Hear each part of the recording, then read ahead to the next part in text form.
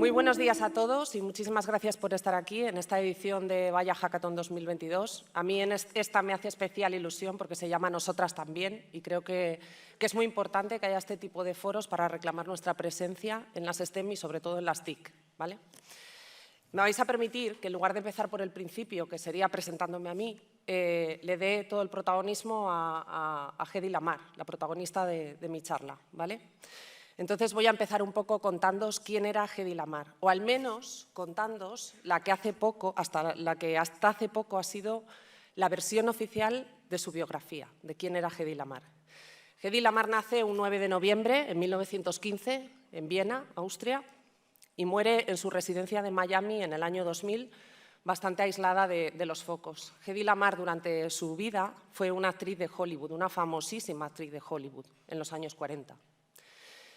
Es hija de un acomodado banquero de origen judío y de una pianista, y su padre, desde que la niña era bien pequeña, ya le vio apuntar maneras, le encantaba el teatro y además iba acompañada de una innegable belleza, por lo tanto pues, no le pudo decir que no a su niña y le dejó que hiciese lo que quisiera con su vida.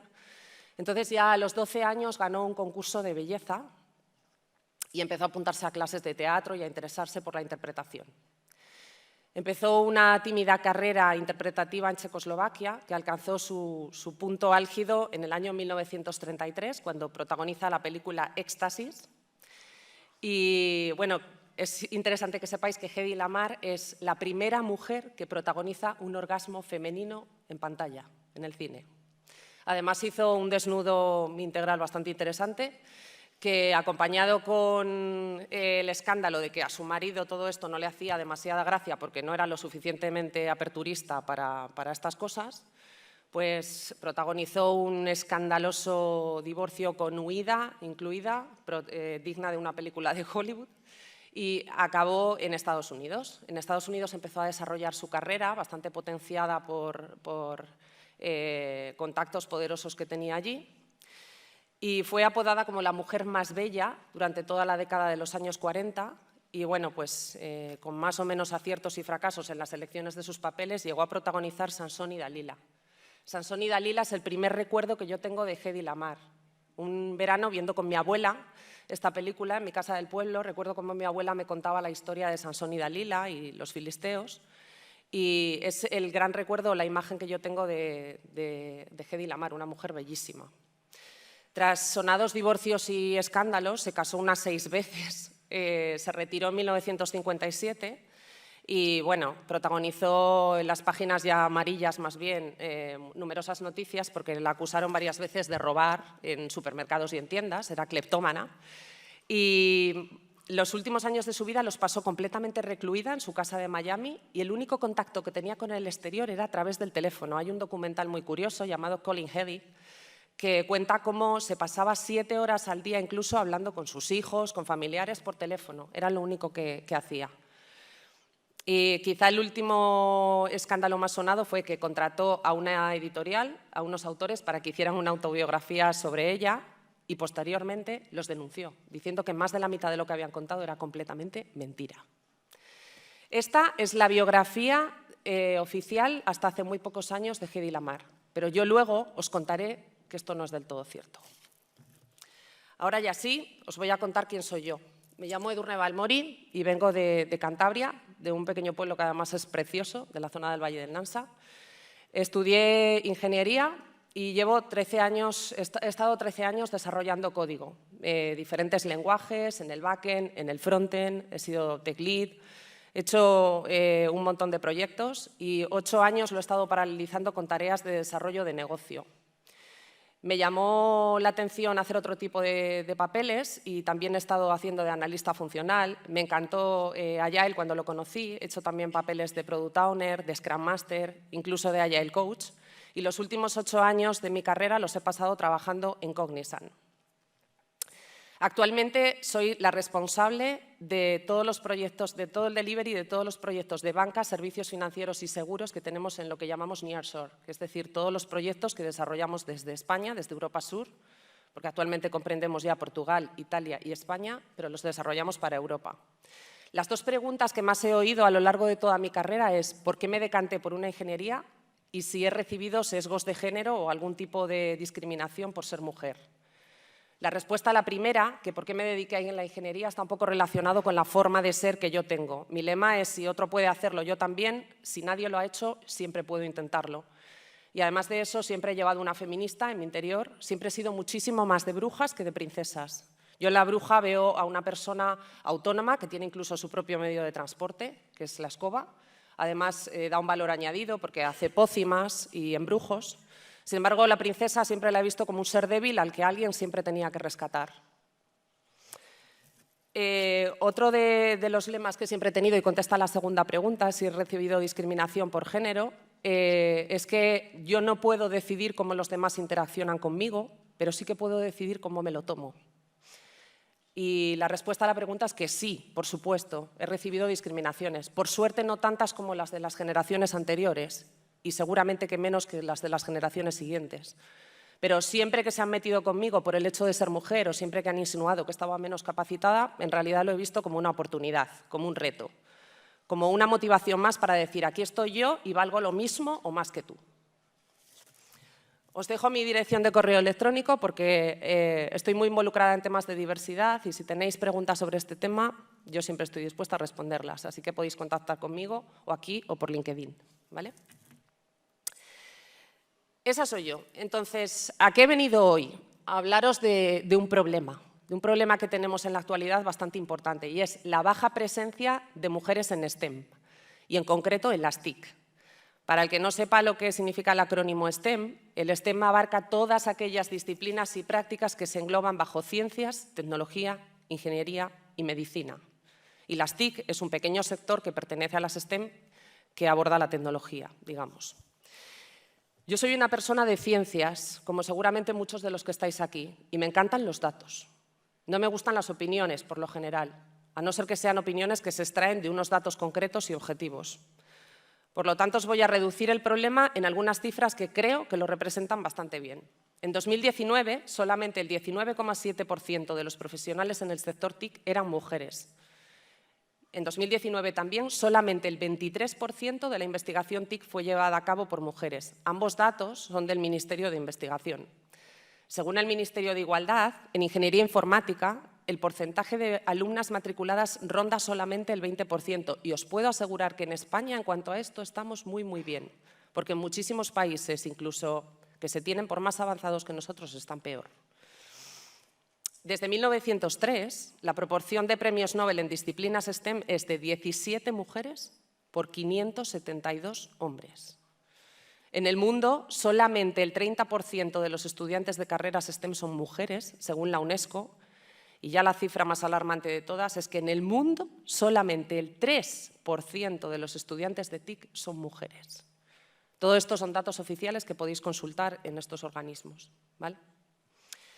Pero si miramos un poco más allá, lo que aparentemente es un problema de las mujeres en el sector de las TIC es algo más. Porque todos los estudios que se están haciendo sobre el mercado laboral indican a que ese mercado laboral se está digitalizando a marchas forzadas. Es decir, muchos empleos que hoy en día existen desaparecerán en breve y se irán creando nuevos empleos. Y todos esos nuevos empleos que se irán creando están en el sector de las TIC. Y la famosa pandemia, la famosa enfermedad del COVID que ha venido para quedarse, ha cambiado muchísimo ese escenario. Ha sido como un catalizador que ha acelerado ese proceso unos 20 años aproximadamente. ¿Qué quiere decir? Que lo que hoy en día es un problema de las mujeres en el sector de las TIC, algún día será un problema de las mujeres en el mercado laboral. Por lo tanto, tenemos que solucionarlo. ¿Y qué dicen nuestros expertos sobre el tema? Todos los estudios que analizan este problema, en realidad quiero deciros que en esto no se ponen del todo de acuerdo. Unos identifican unas causas, otros identifican otras, pero hay en ciertas cosas en las que todos están de acuerdo, todos opinan lo mismo. He traído aquí las 4 causas más relevantes. La primera serían los estereotipos. Por desgracia nos siguen acompañando los estereotipos de género. Por desgracia seguimos teniendo sesgos de género en la crianza de nuestros hijos. Por desgracia y sin darnos cuenta los vamos orientando, bien con la publicidad, con la comunicación, con mensajes subliminales, los vamos orientando hacia cierto camino y no nos damos cuenta. La segunda es la falta de información. Hay muchísimas carreras de otros sectores donde está muy claro en qué va a consistir tu vida laboral. En la enseñanza, otra serie de carreras. Sin embargo, en el sector del TIC no está muy claro. Los estudiantes que tienen que elegir qué tienen que estudiar no saben muy bien a qué nos dedicamos, no saben muy bien en qué consiste esto, no lo tienen claro, no lo ven algo tangible, no les llega esa información. La tercera es la falta de confianza. Cabe decir que esta falta de confianza puede estar estrechamente relacionada con la primera, con los estereotipos. De hecho, hay muchos autores que no señalan la falta de confianza como causa, lo relacionan directamente con los estereotipos. Y la cuarta, que es de la que yo vengo a hablar hoy, es la falta de referentes. Insisto una vez más en que soy una persona de ciencias y lo que he querido hacer ha sido recopilar un poco los estudios que hay relacionados con este tema, con el tema de la falta de referentes, porque ha habido investigadores que se han dedicado a estudiar este fenómeno. Y me he quedado con 3 estudios. He elegido estos 3 estudios que os voy a explicar porque para mí son los más sinópticos, los más sencillos de estudiar y de explicar y los más objetivos, porque están basados en cifras, en datos reales, que luego cada uno podrá interpretar a su manera, pero son datos. El primero se llama Las mujeres que nos faltan. La investigadora que lo llevó a cabo es Ana López Navajas. Lo hizo dentro de un proyecto de investigación de la Universidad de Valencia y el proceso es bastante sencillo. Se basa en unos datos, cogí unos datos de muestra, que son 109 libros de educación. De esos 109 libros de educación, 33 son exclusivamente de ciencias. Estos 3 libros son de 3 editoriales a nivel nacional que todos conocemos, que son Oxford, Santillana y SM, y son libros que se utilizan en la educación de alumnos entre primero y cuarto de la ESO. Es decir, estamos hablando de que los alumnos de cuarto de la ESO tienen aproximadamente unos 10 años, cuando realmente están empezando a interiorizar qué quieren ser de mayores o qué les gusta, ¿vale? ¿En qué consiste ese proceso? Bueno, pues se analiza el género de todos los referentes que se utilizan en las diferentes materias y se tiene en cuenta 3 parámetros. Primero, el lugar donde aparece ese referente, ¿vale?, del libro, si en un lugar principal, en un anexo. Segundo, el modo, es decir, no me vale con que la imagen esté ahí, suelta. ¿Cuántas veces hemos visto libros donde hay una imagen ahí que en realidad tampoco parece que tenga mucho que ver con lo que nos están contando? Se trata de que esa imagen, ese referente, esa posible mujer referente está relacionada con el texto que nos lo está explicando. Y, en tercer lugar, la cantidad. Las conclusiones, como digo, basadas en datos. En general, en todas las materias, solo 1 de cada 8 son mujeres. Si nos vamos ya a ciencias, a esos 33 libros que eran de ciencias, se reduce la aparición a 1 de cada 20. En su gran mayoría, las mujeres además se encuentran en los anexos, nunca en el cuerpo del texto. Y si ya nos vamos a la parte de tecnología, encontramos a 2 mujeres y 228 hombres. Yo creo que las cifras hablan por sí solas, no es necesario sacar conclusiones. No obstante, os dejo aquí la web en la que podéis consultar este proyecto, mujeresenlaeso.uv de universidadevalencia.es, y es muy sencillo. Se expone como un buscador con diferentes filtros. En esos filtros vosotros podéis seleccionar diferentes categorías de libros, de curso, de materia, y podéis ver resultados objetivos, las diferentes apariciones clasificadas, ¿vale?, y los porcentajes. El segundo estudio que he elegido es el estudio de los estereotipos de género en los recursos de educación para la ciencia, un análisis del contenido visual. Está desarrollado por todos estos investigadores que veis y ha sido financiado por la Universidad de Westminster. Los datos que se utilizaron fueron 333 recursos de educación en los cuales aparecían 3.191 personas. Estos recursos son las fuentes que se utilizan para el material de educación online de primaria por Scientist y OER Commons. Durante el proceso lo que se hizo fue analizar el género de todos los referentes usados en las diferentes materias y se tienen en cuenta 3 categorías.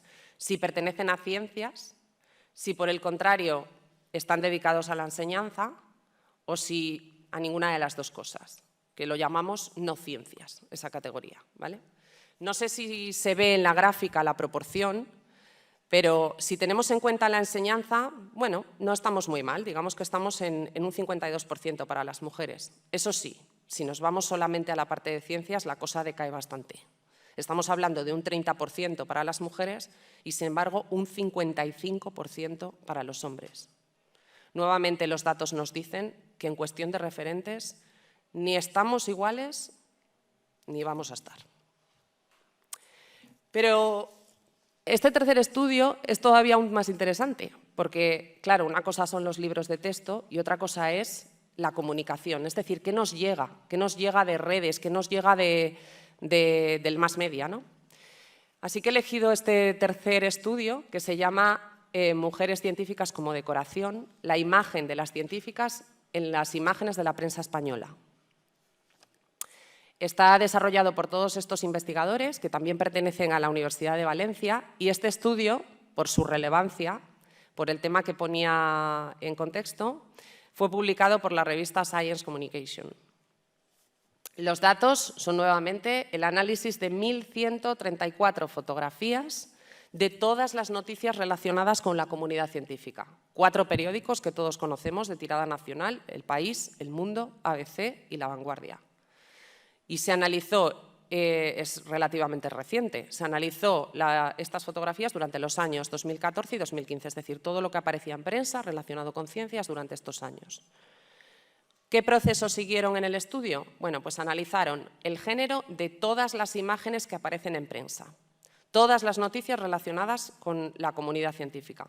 Y se analizan 2 datos: el modo en el que aparecen, es decir, otra vez lo mismo, si aparecen relacionados con el cuerpo de la noticia, si le dan la relevancia que tiene, y la cantidad. Aquí podemos ver las conclusiones, los resultados, y es muy curioso, y aquí sí que voy a opinar, pero bueno, es algo que es obvio, ¿vale? Si vemos en la primera gráfica, vemos que el sistema de ciencias español tiene una presencia de un 40% de mujeres y un 60% de hombres, ¿vale? Sumando todo, ¿vale? Sumando investigadores, enseñanza, profesionales del sector, sumando todo, somos un 60-40.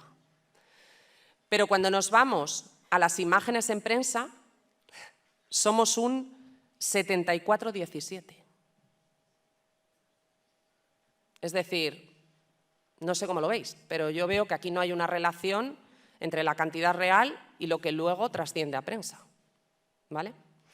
Si analizamos el modo de las imágenes, si vamos a las de los hombres, en el 94,7% de los casos, la imagen del hombre está relacionada con el cuerpo de la noticia, hace referencia a él, hay una relación biunívoca entre ambos.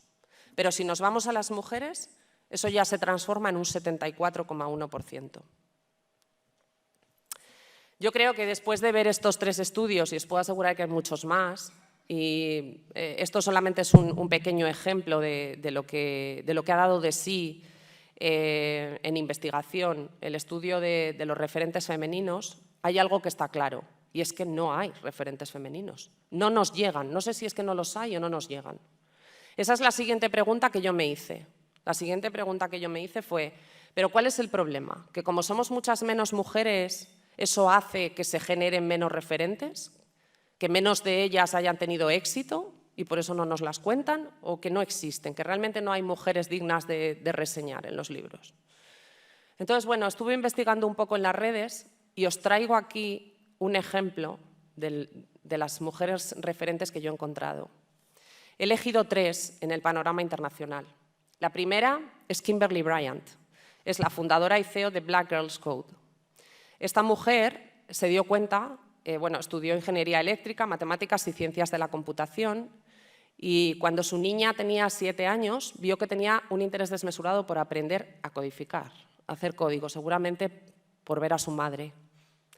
Entonces, su niña, una niña afroamericana, intentó apuntarla a clases en su Chicago natal, donde vivían, y se dio cuenta de que no había ningún sitio que le convenciese para que su niña recibiese clases de programación.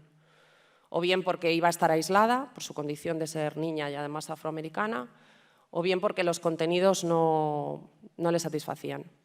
Entonces fundó esta organización sin ánimo de lucro en Chicago, sin más pretensión que acercar a las niñas de 7 a 17 años a los contenidos STEM, porque empezó por programación, pero luego fue dando lugar a otro tipo de contenidos.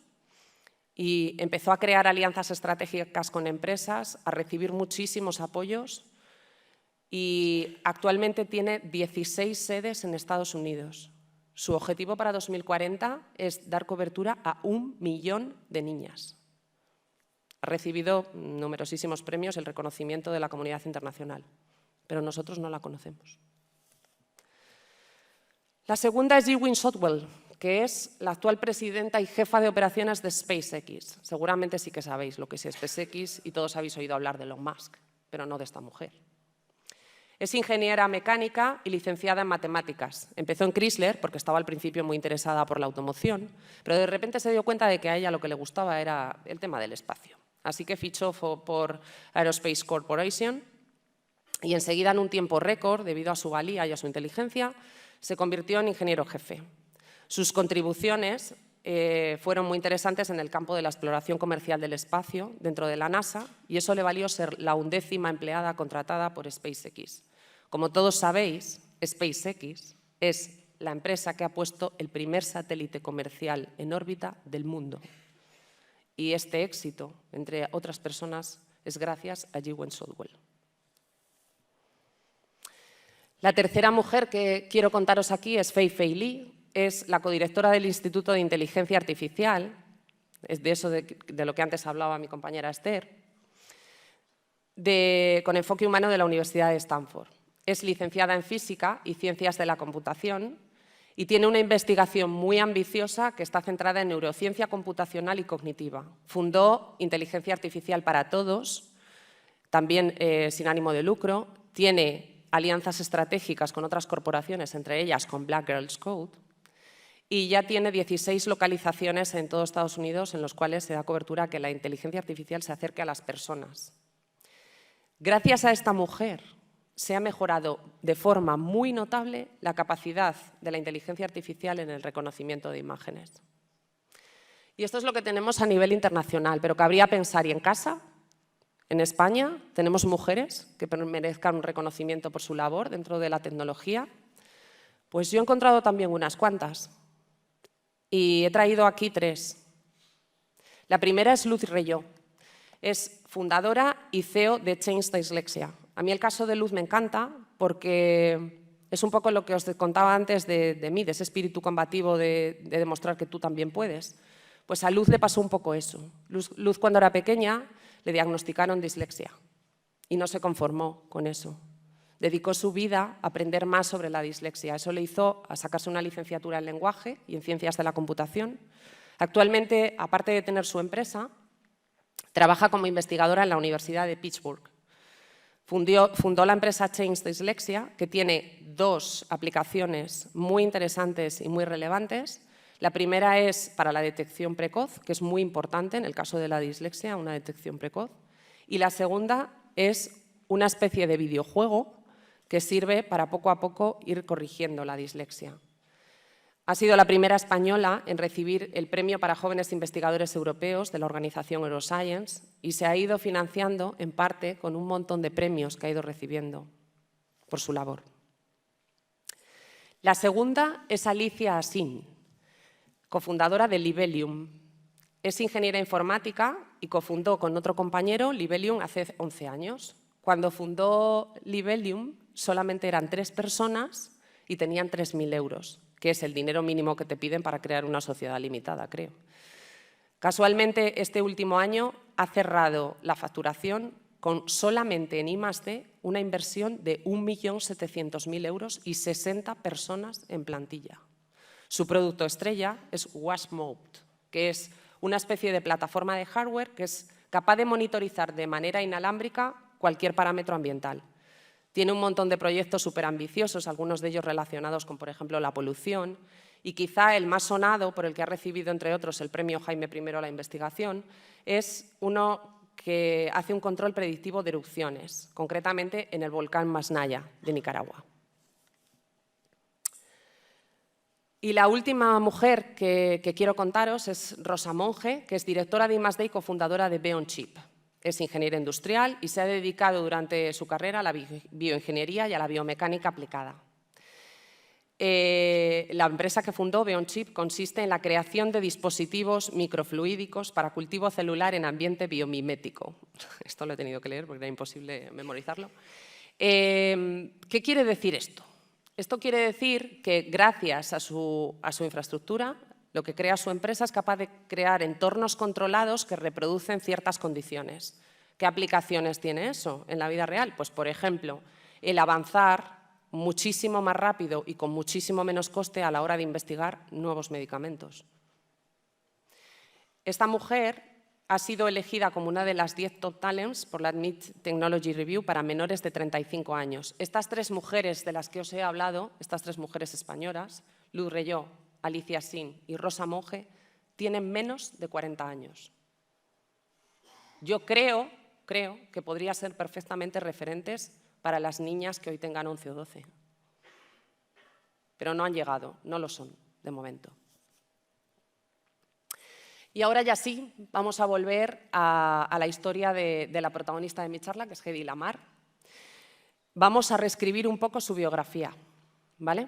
Vamos a volver otra vez para atrás. Hedy Lamarr efectivamente nace un 9 de noviembre en Viena, en 1915, y muere en su residencia de Miami en el año 2000. Pero su historia en el transcurso no solamente estuvo relacionada con Hollywood. Desde que era muy pequeña, es cierto que su padre no le negaba nada, nació en una familia muy acomodada, de origen judío, no se nos olvide, porque esto es muy importante para su historia, pero su padre se dio cuenta de que Hedy era especial, era muy inteligente. De hecho, nadie le hizo un test de inteligencia, pero todo el mundo dice que apunta a que tenía una inteligencia por encima de lo normal. Estaríamos hablando de una chica de altas capacidades. La historia es que Hedy era capaz de montar y desmontar cualquier artilugio que tuviera a su mano. Tenía una caja de música, que fue a lo que su padre le hizo pensar que tenía habilidades especiales, que la desmontaba y la desmontaba todo el mecanismo en cuestión de segundos. Entonces, su padre, que tenía pues, muchísimos contactos y muchísimas influencias, decidió que le parecía bien que Hedy estudiase teatro y que fuese actriz, pero que era interesante que recibiese formación en ciertos campos, matemáticas, ingeniería, y tirando de contactos le dio una formación no reglada en esas materias. Hedy prosiguió su carrera de actriz, como decimos, tuvo un escándalo muy sonado en el año 33 con esa película de Éxtasis en la que apareció desnuda y protagonizó aquel famoso orgasmo.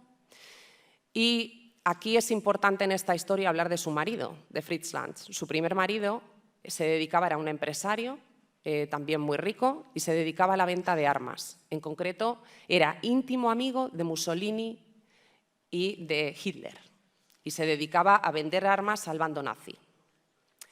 Lo curioso es que Hedy aprovechó esta relación con su marido para aprender un montón del mundo armamentístico y, al mismo tiempo, a criar un odio.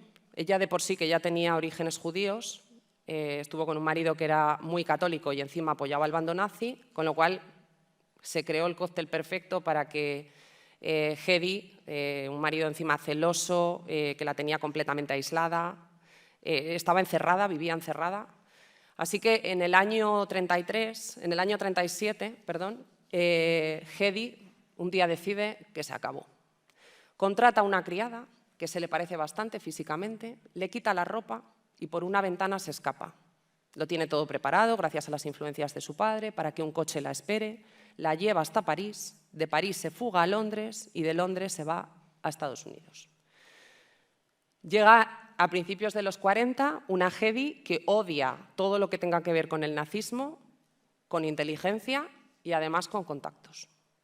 ¿Qué ocurre? Que en una fiesta de esas de Hollywood conoce a George Antheil. George Antheil era un compositor que además estaba obsesionado con la perfección, las frecuencias y los pianos.